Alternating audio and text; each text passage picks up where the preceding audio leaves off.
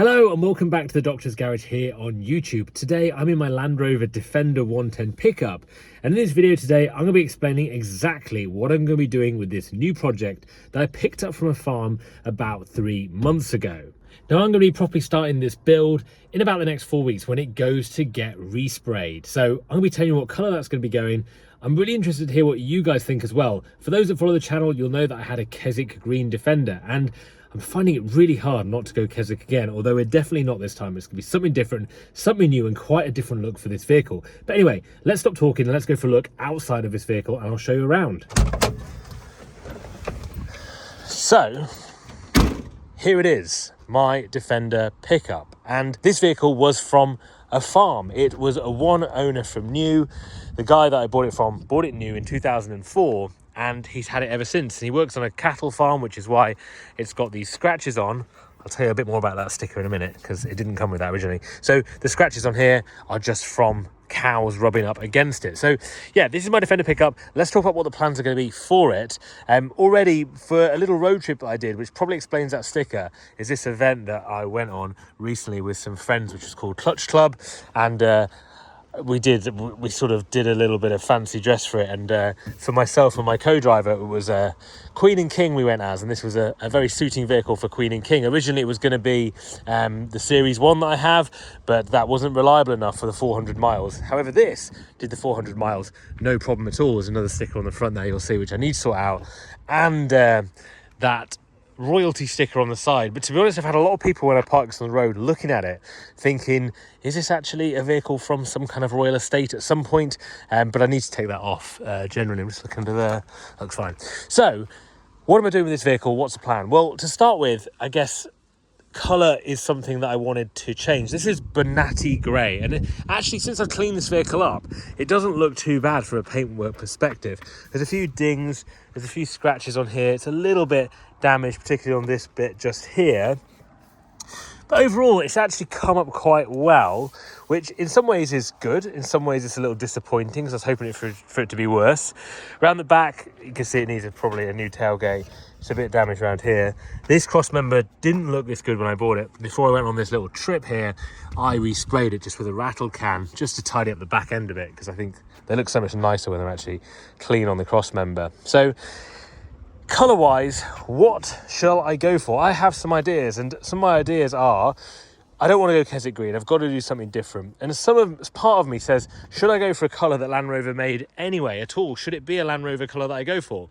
Because there are a lot of really interesting colours when you look at the Defender builders over in the States, and even Lucari here in the UK do some really interesting colours on them. And I think the nice thing with this vehicle is you've obviously got the wheels, which I'm going to keep as steels, but you've also got the roof as well. And this little cab can contrast, so it can be the same colour roof as the same colour wheels, and then the body can be a different colour. So I'm thinking with this vehicle to go a little bit more heritage. I wanted to do a bit more of a heritage build compared to the Keswick Green one that I did, which was a lot more urban, a lot more kind of blacked out and dark. And I know a lot of people really liked that vehicle, but this one I think is going to be a little bit more classical is what I'm thinking. And although I said it last time, I would like to keep this for a little bit longer. So I want something that I can live with for a longer period of time. Something that's a bit classical, a lot more stripped back. I don't want it to be quite as luxurious and technical as my other one. So I'm thinking, colour-wise, we've got a blue. So do we go like, I don't know, it's called Tamar blue.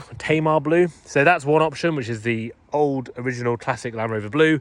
Do you go for more of a heritage blue, so a little bit more of a light, bit more kind of beach style blue? I'm not talking about like a baby blue, but you know, a light azure blue I think is a colour. Atlantic blue, I'm not sure if that is a colour, but a lot more of a lighter blue. It's a bit richer, I'm thinking would look quite nice. I'm quite keen on this vehicle to do cream or white for the roof and the wheels. I think they look good. Other options are to go back down the green route, not Keswick, but maybe Atlantic green, Grasmere green. I'm just a bit, I don't know if I want to create like a fake heritage look about it, so I don't want to go for the heritage colours that Land Rover made. The other colour that I've seen Lucari did was Romney green, and Romney green is a kind of grey green, so it's not Keswick, but it's a super light version of Keswick. It's a mixture between the heritage Grasmere green and Keswick green, so you get this kind of very light grey tones. And the reason I want to do a heritage one is that instead of having like all the LED bumper and everything on it, I want to be going quite basic. So I'm going to get rid of the light surrounds that I think look easy to do, but I've never done it before in a Defender. I'm going to keep the lights quite classical, go for a galvanized bumper, probably galvanized hinges on here, galvanized bonnet hinges, and I'm going to get these from Optimal because I think they do a brilliant galvanized range through there for that look. Again here, galvanized handle I imagine through there. Also, what do you guys think about the cappings? Because what you can do is change these cappings so these are also galvanized as well, and that's quite a nice addition. They're probably going to, well, they're going to be taken off anyway for the repaint, so that's something I could do at the same time while I'm doing it. So that's what I'm thinking at the moment. Is probably at the moment I'm kind of swayed towards that kind of super light green look, white or cream, not really sure, on the roof and in the wheels. There is a lot more modern colours you can also go for. I'm thinking about like crayon grey. I've seen Lucari do with the white roof, which does look quite good, but that's where I am with that at the moment. So we've talked about the colour overall. Now what about the interior? What's going to happen with inside this vehicle? Let me show you. So I cleaned this vehicle out when I first got it, and it's actually not too bad now. These seats even aren't too bad, and I do want to do something different with this. I want to kind of, you know, bring it to life a little bit more and leave it not quite as tired. But I've really enjoyed having it in this state in some ways, because you can just use it and abuse it. Doesn't really matter if it's dirty, if it gets scratched. Doesn't really matter where you park it. Quite enjoyed that actually. But the seats in here are the classic seats. I'm going to change that, and also the wheel as well is going to be different. I'm going to leave all this. I'm not going to do anything fancy with like the rear view mirror like I did in the other one. The headliner is cleaned up really well. There's not much dirt on that. Even behind there, I've been behind there and cleaned all that, so it's actually looking pretty good. One thing, if you guys are watching and you know about these kind of Defenders, this rattles massively, and there's a little wooden stick that keeps popping up there. Is there a way to stop these being quite as rattly as they are? I'd appreciate your advice. Let me know in the comments below. Also, before we go into the details of the inside, half of you that watch these videos don't subscribe to the channel, and it's so easy. You just click the button down here, subscribe, and then you'll be kept up to date with everything that I'm doing with my Defender 110. So go ahead, click the subscribe button right now. So inside, I'm going to be getting rid of all the matting. So I'll get rid of all the matting here, get down to the bare metal, and that'll be all resprayed the same as the exterior colour. Seat-wise, if we go for that heritage green, couple of options. You can go tan, so like I did do the Lucari tan last time, or do I go for like the oxblood, the kind of darker reddy brown seats? Bit more of a classic seat. Definitely not going to go for the race bucket seats like I had in my other Defender, but that's the plan at the moment on the insides. Front wise, galvanized grille, I've told you about the light surrounds, galvanized bumper, wheels and tires we're leaving as they are. I'm not going to space this at all. I spaced my last one on 30mm spacers, which look good, but not going to do on this one. Galvanized. What else can I say about what we're doing here in the back? This is a good one. The back of this has been super useful. As you might know, if you watch the channel, I've recently got a Ford Ranger Raptor, a 2023 model, and the boot in this is way better and way more useful than my Raptor is, because you can put so much more stuff in these. So I want this to be able to be a bit of a usable truck. I would like to put something in it that's hard wearing, but also looks quite cool. So I'm trying to think of that. The other option that some guys have mentioned here on the channel is, do I go for like a galvanized stick set on the back, even canvas it across the back? And I think you can take obviously all this off and the roof off and just do a full canvas. And although that looks very good for summer, I quite like the small cab in this. And in the UK here, we don't get very good weather generally, so I think that's going to be something that I need to think about. And so having the cab's quite nice. I quite enjoyed that. Some of you going to mention, what about all the mechanical issues? What about those things? Well, let's take a look at the mechanical generally.